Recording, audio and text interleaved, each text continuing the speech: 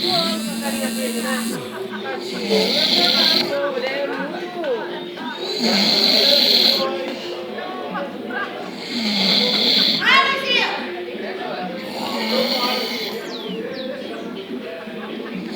Já fiz